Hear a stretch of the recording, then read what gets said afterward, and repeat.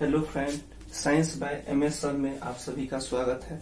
आज हम फिजिक्स का एक इम्पोर्टेंट टॉपिक पढ़ाने जा रहे हैं, फंडामेंटल्स ऑफ फिजिक्स, जो कि एग्जाम पॉइंट ऑफ व्यू से किसी भी कॉम्पिटिटिव एग्जाम के लिए बहुत ही इम्पोर्टेंट है। तो इसको स्टार्ट चलिए करते हैं। तो देखिए, फिजिक्स आपको पता है जो साइंस का एक क्या है, पार्ट है। तो सबसे पहले हम चलते हैं साइंस आखिर होता क्या है। साइंस जो है विज्ञान, जिसकी उत्पत्ति जिसका उत्पत्ति लैटिन वर्ड सिंटिया से हुआ है। किसका लैटिन वर्ड? सिंटिया से। सिंटिया का मतलब होता है, ये एक लैटिन वर्ड है। जब इसको हम इसका हम मीनिंग जानते हैं तो सिंटिया का मतलब होता है नॉलेज। नॉलेज का मतलब हो गया ज्ञान। ज्ञान मतलब हम किसी चीज का हम ज्ञान लेते हैं, या टू नो, या उसके बारे में हम जानते हैं, यानी कि जानना या उसके बारे में हम जानते हैं। तो हम वो किसके अंतर्गत करते हैं? साइंस के अंतर्गत। तो उसका हम एक स्पेसिफिक डिफिनीशन ये कह सकते हैं, जो systematic knowledge is equal to the science, यानी कि क्रमबद्ध ज्ञान को हम क्या कहते हैं? विज्ञान कहते हैं। तो देखिए, हम इंग्लिश हिंदी दोनों बताते जा रहे हैं ताकि आपको समझने में क्या हो, आसानी हो और इसको आप अच्छे से समझ सके। तो हम क्या कह सकते हैं? क्रमबद्ध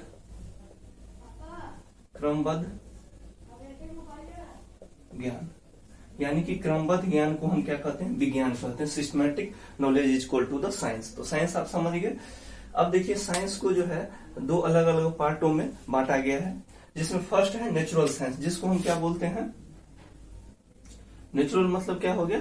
जो नेचर से रिलेटेड है, यानी कि नेचुरल साइंस हो गया। और एक क्या हो गया? फिजिकल साइंस, यानी कि भौतिक विज्ञान हो गया। और ये क्या हो गया? प्राकृतिक विज्ञान हो गया। ये क्या हो गया? प्राकृतिक विज्ञान। इसको हम बोलते हैं भौतिक विज्ञान। ये हो गया भौतिक विज्ञान। अब देखिए, नेचुरल विज्ञान में जो है हम किसका किसका स्टडी करते हैं? बोटनी का और जूलॉजी का। बोटनी आपको पता है, ये बोटनी किससे है? वनस्पति विज्ञान, यानी कि ये वनस्पति विज्ञान, इसको हम बोलते हैं वनस्पति विज्ञान। और जूलॉजी यानी कि जंतु विज्ञान। नेचुरल साइंस में तो हो गया बोटनी, जिसमें हम पेड़ पौधे से रिलेटेड हम स्टडी करते हैं। जूलॉजी जो हो गया सो हम जीव जंतु से हम रिलेटेड हम क्या करते हैं? स्टडी करते हैं। ये जूलॉजी हो गया।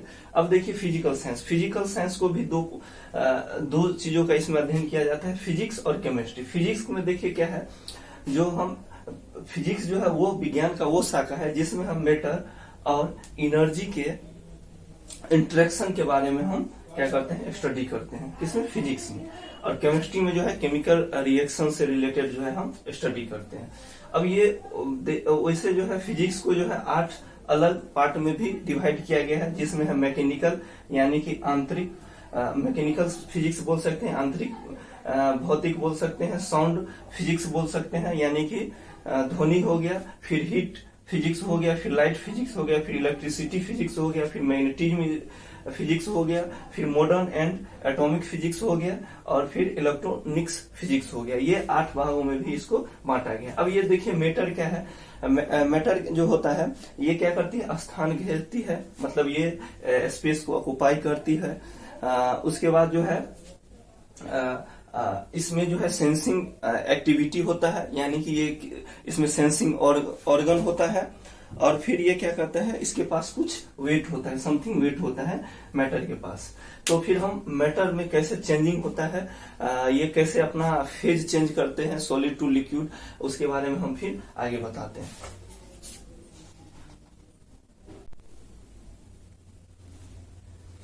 अब जो है हम मैटर के बारे में हम ये स्टडी कर रहे थे, जिसके पास क्या होता है? स्पेस होता है, वेट होता है और सेंसिंग ऑर्गन होता है। अब इसका scientific name change to the matter as. अब ये जो चेंज करेगा तो उसका साइंटिफिक नेम जो है हम कुछ बताने जा रहे हैं। देखिए, हिंदी और इंग्लिश दोनों है। अब सॉलिड का मतलब ठोस समझिए, लिक्विड का मतलब क्या हो गया? लिक्विड जो हो गया सो द्रव में आ जाएगा, और गैस जो हो गया सो गैस ही है। ठीक है। तो अब देखिए, इसमें जो चेंजिंग हो रहा है वो हम बताते हैं। ये इंपॉर्टेंट है, बहुत ही इंपॉर्टेंट पूछा जाता है, जनरल एग्जाम जो होता है उसमें पूछा ही जाता है। तो सॉलिड इनटू लिक्विड, यानी कि सॉलिड से हम किसी भी मैटर को अगर हम सॉलिड से हम लिक्विड में अगर हम चेंज करते हैं तो उसको हम क्या बोलते हैं, फ्यूजन या मेल्टिंग बोलते हैं। फ्यूजन या मेल्टिंग, उसका बेस्ट एग्जांपल है आप आइस को देख सकते हैं, बर्फ को देख सकते हैं, जो क्या होता है सॉलिड है बर्फ एक, लेकिन उसमें क्या हो जाता है फिर चेंजिंग आता है, वो मेल्ट करने करके वो किस में चेंज हो जाता है, लिक्विड में हो जाता है। तो ये लिक्विड में जो चेंज होता है बर्फ यानी आइस, उसी को हम क्या बोलते हैं, फ्यूजन या मेल्टिंग, जिसको हम बोलते हैं पिघलना। फिर जो है कोई भी मैटर जो है लिक्विड से सॉलिड में अगर चेंज होता है तो उसको हम क्या बोलते हैं, फ्रीजिंग बोलते हैं, यानी कि जमना। जैसे आइस ही इस सभी का एग्जांपल, एक बेस्ट एग्जांपल आइस है, क्योंकि एक नेचुरली वो दिखाता है। जैसे देखिए आप वाटर ले लीजिए, वाटर को आप क्या करते हैं, वाटर एक लिक्विड हो गया, उसको जब आप फ्रीज करते हैं, यानी कि यही फ्रीजिंग जब करते हैं तो वो क्या बन जाता है, सॉलिड बन जाता है, यानी कि आइस बन जाता है। तो फ्रीजिंग ऑफ वाटर, यानी कि वो किसका एग्जाम्पल है, फ्रीजिंग का। थर्ड में आइए लिक्विड इनटू गैस। अब हम लिक्विड से हम गैस में करते हैं तो उसको हम बोलते हैं वेपराइजेशन। वेपराइजेशन जैसे आप बॉइलिंग ऑफ वाटर, वाटर लीजिए, उसको आप क्या कीजिए, फ्लेम पे उसको आप हीट कीजिए। हीट जब कीजिएगा तो वो क्या होने लगता है, वाटर एक लिक्विड होता है और वो हीट के अनुसार जो है 100 डिग्री टेम्परेचर से एबव होने पर वो क्या होने लगता है, वेपर बन के वो ये होने लगता है, एयर में जाने लगता है। तो उसको हम बोलते हैं वेपराइजेशन, जो कि हम बॉइलिंग ऑफ वाटर इसका बेस्ट एग्जांपल है। इजी का मतलब हो गया सब एग्जांपल। अब आइए गैस इनटू लिक्विड। तो देखिए गैस का मतलब, गैस इनटू लिक्विड, इसको हम कंडेंसेशन बोलते हैं, रेनिंग। रनिंग जो होता है, रनिंग मतलब हो गया बरसात होना। इसका एक एग्जांपल है, जो आप गर्मी के दिनों में देखते हैं क्या होता है, जो यही समुद्र का या नदी का, तालाब का वाटर जो है सो क्या हो जाता है, वेपराइज होकर के ऊपर जाता है। जब वो ऊपर जब जाता है तो वो क्या हो जाता है, जब ठंडी हवा जब आती है उससे वो मिक्स होकर के यही कंडेंस हो जाता है। और जब ठंडी होकर के जब वो मिक्स होता है तो वो ड्रॉपलेट में चेंज हो जाता है। ड्रॉपलेट में जब चेंज हो जाता है यानी कि बूंदों में चेंज होता है, और जो हमको क्या होता है, बरसात के रूप में नीचे आता है। यानी कि ये गैस ऊपर जाता है और फिर जो है ठंडी हवा मिलती है तो वो किस में चेंज होता है, लिक्विड में। यानी कि किस प्रोसेस के द्वारा, कंडेंसेशन प्रोसेस के द्वारा। तो बहुत टाइम एग्जाम में पूछा गया है, जो रेनिंग जो होता है, बरसात जो होती है, वो किस प्रोसेस के कारण होती है, तो कंडेंसेशन प्रोसेस के कारण। ठीक है। अब जो लास्ट है वो है, ये बहुत ही इंपॉर्टेंट है, इस सबों में सबसे इंपॉर्टेंट यही है, solid without melting into liquid. यानी कि कोई सॉलिड मैटर है वो विदाउट मेल्टिंग, क्योंकि आप देख रहे हैं जितना भी है सब क्या हुआ है, सॉलिड से लिक्विड गया है, फिर लिक्विड से कहाँ आया, गैस आया है। ऐसा नहीं है जो एकाएक जो है वो गैस में चेंज हो गया, लेकिन एक ये प्रोसेस है जो सॉलिड से लिक्विड न होकर के डायरेक्ट किस में चेंज हो जाता है, गैस में चेंज होता है। तो सॉलिड से डायरेक्ट अगर वो गैस में चेंज होता है विदाउट सेकेंड फेज किए हुए, फर्स्ट हो गया सॉलिड फेज, सेकेंड हो गया लिक्विड फेज, थर्ड हो गया गैस। तो ये लिक्विड फेज को क्या कर देता है, स्केप कर देता है। ये देखिए सॉलिड हो गया, ये लिक्विड हो गया, ये गैस हो गया, इसको स्केप करके डायरेक्ट ये किस में चेंज होता है, गैस में चेंज होता है। इसको हम बोलते हैं सब्लिमेशन, यानी कि ऊर्ध्व तापन। इसको हम क्या बोलते हैं, सब्लिमेशन। सब्लिमेशन इसको हम बोलते हैं। जो इसका एग्जाम्पल है, कैम्फर हो गया, अमोनियम क्लोराइड हो गया। कैम्फर का मतलब हो गया है कपूर, जो आप घरेलू यूज में देखते हैं, बहुत सारे पूजा पाठ में भी कैम्फर का यूज किया जाता है आरती के लिए, यानी कि कपूर का। जिस कपूर को हम देखते होंगे प्लेट पर हम रखते हैं, उस पर हम आग जलाते हैं और वो क्या हो जाता है, जलने के बाद उसमें कोई भी अवशेष नहीं बचता है। क्यों? क्योंकि वो डायरेक्ट क्या हो जाता है, कपूर तो आप देखते होंगे सॉलिड होगा, क्योंकि वो डायरेक्ट जो है जलने के बाद किस में चेंज हो जाता है, गैस में चेंज हो जाता है, इसलिए उसका कोई भी एस यानी कि राख नहीं बचता है। तो इसको हम बोलते हैं सब्लिमेशन, जिसका एग्जाम्पल है कैम्फर हो गया, अमोनियम क्लोराइड हो गया।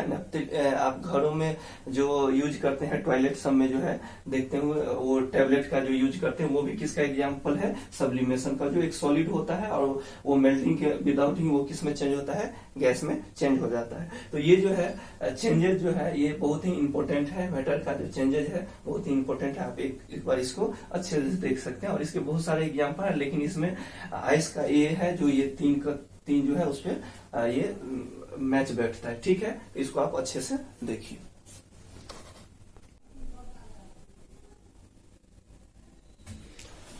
अब जो है क्वांटिटी के बारे में बताने जा रहे हैं, जिसको हिंदी में हम राशि बोलते हैं, जिससे प्रेजेंट एज ए नंबर, जिसको हम क्या करते हैं, नंबर के रूप में हम व्यक्त करते हैं। जैसे कि एज हो गया जो आप बोलते हैं 20 ईयर 30 ईयर, तो ये एज ए नंबर है। फिर लेंथ ऑफ टेबल यानी कि 2 मीटर का 3 मीटर का जो है, तो ये हम किस में है, क्वांटिटी में है, राशि है। इसमें एक मेन जो है फिजिकल क्वांटिटी, फिजिकल क्वांटिटी उसे कहते हैं जिसको हम पदों में व्यक्त कर सकते हैं। पदों में व्यक्त करने का मतलब हो गया जो जैसे फोर्स हो गया यानी कि बल हो गए, स्पीड यानी कि चाल, डिस्टेंस यानी कि दूरी, लेंथ यानी कि लंबाई, ये सब क्या है, एक फिजिकल क्वांटिटी। इस फिजिकल क्वांटिटी को जो है हम दो भागों में बांटते हैं। किसमें, एक स्केलर क्वांटिटी और एक वेक्टर क्वांटिटी। स्केलर क्वांटिटी को हम अदिश राशि बोलते हैं और वेक्टर क्वांटिटी को हम क्या बोलते हैं, सदिश राशि बोलते हैं। अगर आप इसके हिंदी के नामों में जाइएगा तो यहीं से इसका एक डिफिनीशन आता है। अदिश राशि, इससे स्पष्ट है क्या, इसके पास एक फिक्स दिशा नहीं है, इसका कोई दिशा का लिमिटेशन नहीं है, तो वो किसमें होता है, स्केलर में। तो इसको हम ऐसे कहते हैं, that quantity that have fix magnitude, यानी दैट है magnitude but not direction, that is equal to the scalar quantity. यानी ऐसा राशि जिसके पास मैग्नीट्यूड हो लेकिन उसके पास क्या हो, डायरेक्शन न हो। मैग्नीट्यूड हो लेकिन डायरेक्शन न हो, उसको हम क्या बोलते हैं, स्केलर क्वांटिटी। ठीक है, स्केलर क्वांटिटी समझ गए। इसका सबसे मेन होता है जो आपको ये दे दिया जाता है, कौन सी भौतिक राशियां दे दिया जाता है और आपको बताना होता है ये वेक्टर है या स्केलर है। इसलिए जितना पॉसिबिलिटी हो उतना हम इसमें जो है फिजिकल क्वांटिटी हम इसमें डाल दिए हैं ताकि आपको परेशानी न हो मैक्सिमम। तो देखिए जैसे मास द्रव्यमान जो है ये क्या होगा, स्केलर क्वांटिटी होगा। डेंसिटी भी स्केलर क्वांटिटी होगा। डेंसिटी मतलब क्या, घनत्व। फिर टेम्परेचर, यानी कि टेम्परेचर का मतलब क्या हो गया, टेम्परेचर जो हो जाता है तापमान। इलेक्ट्रिक करंट हो गया यानी कि विद्युत धारा हो गया। फिर प्रेशर, फिर time, speed, work, energy, power, यानी वर्क हो गया, कार्य जो हो गया, एनर्जी ऊर्जा हो गया, पावर शक्ति हो गया। फिर वॉल्यूम, लेंथ लंबाई, एरिया जो हम ये करते हैं, फ्रीक्वेंसी, पोटेंशियल, हीट, ईटीसी, ये सब किस में आ जाते हैं, स्केलर क्वांटिटी। इन सबों के पास जो है सो मैग्नीट्यूड है यानी कि परिमाप है, लेकिन दिशा यानी कि डायरेक्शन नहीं है, इसलिए ये सभी किस में आ जाते हैं, स्केलर क्वांटिटी में आ जाते हैं। अब चलिए वेक्टर क्वांटिटी, ये नेम से ही है सदिश, यानी कि इसके पास क्या है, एक फिक्स डायरेक्शन है यानी कि फिक्स दिशा है। तो ये वेक्टर क्वांटिटी जो है सदिश राशि, which quantity that have magnitude and also the direction, that is quantity is equal to the vector quantity। वैसा राशि जिसके पास परिमाप और दिशा यानी कि मैग्नीट्यूड और डायरेक्शन दोनों हो, उसको हम क्या बोलते हैं, वेक्टर क्वांटिटी। इसमें भी जितना है हम मैक्सिमम जो भौतिक राशियां हैं, फिजिकल क्वांटिटी है, उसको हम ले लिए। जैसे एग्जांपल में डिस्प्लेसमेंट का मतलब होता है विस्थापन। ठीक है, वेलोसिटी वेग जान ही रहे हैं, फोर्स बल, एक्सेलरेशन जो हो गया, उसके बाद एंगुलर वेलोसिटी, फिर एंगुलर मोमेंटम, इलेक्ट्रिक इंटेंसिटी, फिर उसके बाद electric density, specific heat, etc, ये सब जो है तो किस में आ जाएंगे, वेक्टर क्वांटिटी में आ जाएंगे। तो इसमें भी आपको क्या होगा, ये फिजिकल क्वांटिटी दिया रहेगा और आपसे पूछेगा ये वेक्टर है या स्केलर है। तो इसको जो है आप एक बार अच्छे से समझ गए हैं, एक बार आप खुद से फिर रिवीजन करिएगा तो अपने आप ये जो है इसका आंसर जो है सो आपको सॉल्व हो जाएगा। ये बहुत सारे एग्जाम में पूछा जाता है। अब फंडामेंटल्स ऑफ फिजिक्स में अब हम पढ़ेंगे यूनिट्स, यानी इकाई और मात्रा। किसी चीज का जो यूनिट्स होता है, जिसको हम जैसे लेंथ हो गया तो उसका कोई यूनिट होगा, जिसको हम क्या करते हैं, मीटर में हम मेजर करते हैं। कि कोई चीज हम वेट लेने जाते हैं तो केजी में हम उसको बोलते हैं 2 kg 5 kg दीजिए, तो वो उसका क्या हो जाता है, यूनिट्स हो जाता है। तो ये यूनिट्स जो है दो टाइप्स के होते हैं, एक फंडामेंटल यूनिट्स और एक ड्राइव्ड यूनिट्स। फंडामेंटल यूनिट्स को हम बोलते हैं मूल इकाई, जो एक मूल इकाई है, और ड्राइव्ड यूनिट व्युत्पन्न इकाई है, यानी कि ये फंडामेंटल यूनिट को ही हम यूज करके हम क्या बनाते हैं, ड्राइव्ड यूनिट बनाते हैं। फंडामेंटल यूनिट्स में जो है हम लेंथ, टाइम और केजी, लेंथ लंबाई हो गया, टाइम समय हो गया, केजी किलोग्राम हो गया। ठीक है, और इसी से हम ड्राइव करके बनाते हैं force, pressure, work, etc. Force हो गया बल, प्रेशर दाब हो गया, और वर्क क्या हो गया, कार्य हो गया। ये क्या है, ड्राइव यूनिट है, जो हम फंडामेंटल यूनिट से हम ड्राइव करके हम ये बनाते हैं। क्यों, क्योंकि आप फोर्स को ही देख लीजिए, फोर्स बराबर होता है ma, मास गुने एक्सेलरेशन। तो मास देखिए हम यहाँ से लेंगे और एक्सेलरेशन जो है फिर हम वो भी यहाँ से लेंगे, तो इसको हम फिर ड्राइव करते हैं और यूनिट लेते हैं। अब देखिए इसमें यूनिट, ये फंडामेंटल यूनिट हो गया और ड्राइव यूनिट हो गया। अब देखिए फंडामेंटल यूनिट और ड्राइव यूनिट के बाद हम आते हैं कुछ सिस्टम ऑफ यूनिट्स दिया गया है, यानी कि मात्रक पद्धति दिए बताया गया है। मात्रक पद्धति देखिए इसमें 4 टाइप के मेनली होते हैं।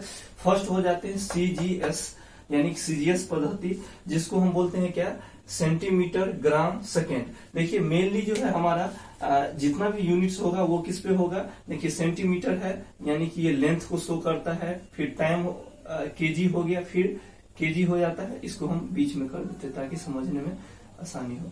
ये केजी हो गया और फिर ये क्या हो जाता है, टाइम। इसको देखिए लेंथ को हम मीटर से ये करते हैं, केजी को केजी ही लिखते हैं और टाइम को हम सेकंड से ये करते हैं। तो ये हो गया मीटर केजी सेकंड।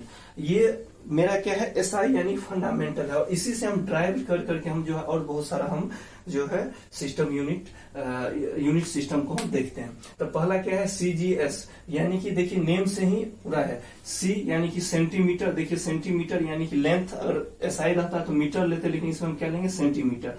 केजी है, SI में केजी लेते तो यहाँ G है तो हम क्या ले लिए, ग्राम ले लिए। फिर सेकेंड है, S है तो सेकेंड ले लिए। इसी को हम बोलते हैं सेंटीमीटर, ग्राम और सेकेंड के जो मिक्स करके जो एक सिस्टम बनाया जाता है, जिसको हम बोलते हैं CGS सिस्टम। क्या बोलते हैं उसको हम, CGS सिस्टम। इसी को हम बोलते हैं फ्रेंच सिस्टम भी बोलते हैं। क्या बोलते हैं, इसी को हम फ्रेंच सिस्टम भी बोलते हैं।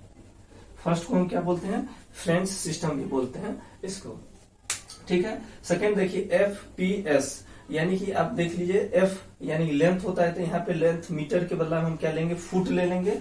P है तो पाउंड हो गया, और फिर सेकेंड, ये फुट जो होगा लेंथ का होगा, पाउंड जो होगा केजी का होगा, और जैसे आप केक सब लेते हैं तो पाउंड में लेते हैं, 1 पाउंड 2 पाउंड ऐसे करके, तो ये पाउंड हो गया किसका, वेट का ही ये यूनिट्स है। फिर सेकेंड हो गया यानी कि टाइम का यूनिट्स हो गया। इस तो यानी कि फुट, पाउंड और सेकेंड की जो मिक्स करके जो सिस्टम जो होता है उसी को हम क्या कहते हैं, FPS। इसको हम ब्रिटिश सिस्टम भी बोलते हैं। क्या बोलते हैं,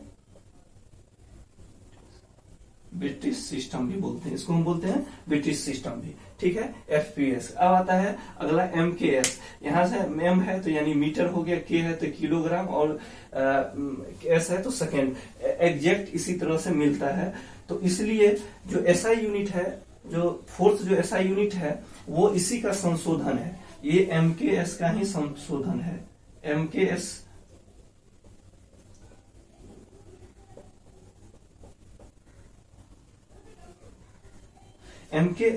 पद्धति का ही संशोधन है SI यूनिट।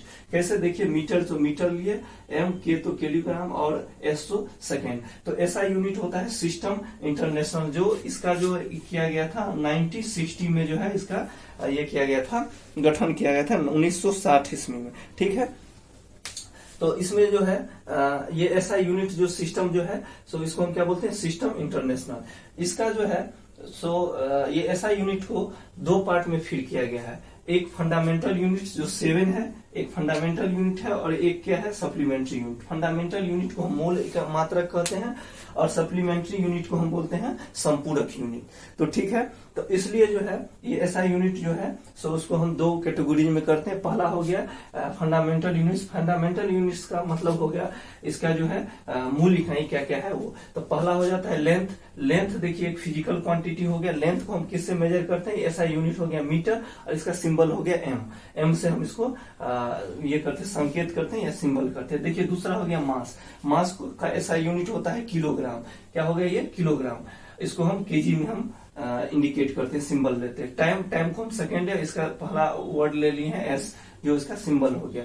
फोर्थ में आ जाता है इलेक्ट्रिकल करंट। इलेक्ट्रिक करंट, विद्युत धारा, जो जिसको हम किससे हम करते हैं, एम्पियर से, और इसका ये सिंबल हो जाएगा A। फिर जो है आता है टेम्परेचर। टेम्परेचर यानी कि तापमान, ये इसको हम केल्विन में से लिखते हैं। हिंदी में भी इसका भी केल्विन है, सबका नेम सेम होगा, और इसको हम K से इंडिकेट करते हैं। ल्यूमिनस इंटेंसिटी, इसको हम बोलते हैं ज्योति तीव्रता। इसको जो है हम कैंडेला से, ये SI यूनिट कैंडेला है, और इसको हम CD से हम व्यक्त करते हैं, ठीक है। उसके बाद लास्ट आ जाता है अमाउंट ऑफ सब्सटेंस, यानी कि पदार्थ की मात्रा। पदार्थ की मात्रा जो है उसको हम ऐसा यूनिट उसको हम लेते हैं मोल, और उसको MOL से हम क्या करते हैं, हम सिंबल करते हैं। ये 7 यूनिट्स हो गया, और इसी से जो है हमको जितना भी इंटरनेशनल यूनिट सब जो हम सिस्टम इंटरनेशनल करते हैं इसी से हम ड्राइव करते हैं। ठीक है, आगे देखिए होता है 2 हो जाता है सप्लीमेंट्री यूनिट, जिसको हम बोलते हैं प्लेन एंगल यानी समतल कोण। उसको हम रेडियन से हम ऐसा यूनिट इसका रेडियन हो गया, और RAD से हम उसको क्या करते हैं, सिंबल से हम इंडिकेट करते हैं। ठीक है, फिर सॉलिड एंगल यानी कि ठोसीय कोण, इसको हम एस्टर्डियन यानी कि SR से हम इसको इंडिकेट करते हैं। तो ये हो गए 7 फंडामेंटल यूनिट्स, और ये हो गए कितने, 2 हो गए सप्लीमेंट्री यूनिट। इसी यूनिट से हम क्या करते हैं, फिर हम आगे जाकर के हम डायमेंशन पढ़ते हैं। जैसे किसी फोर्स का डायमेंशन निकालना है, लेंथ का डायमेंशन निकालना है, एरिया का डायमेंशन निकालना है, तो इसी सिंबल का हम यूज करके हम क्या करते हैं, डायमेंशन निकालते हैं। ठीक है, तो इसको जो है ये भी बहुत ही इंपॉर्टेंट है। कभी कभी पूछ रहे, ये सबसे ज्यादा पूछा जाता है ऐसा यूनिट जो है किसका संशोधन है, तो MKS का है। इसको आप लोग जो है एक बार अच्छे से रिवीजन करेंगे और समझ गए होंगे।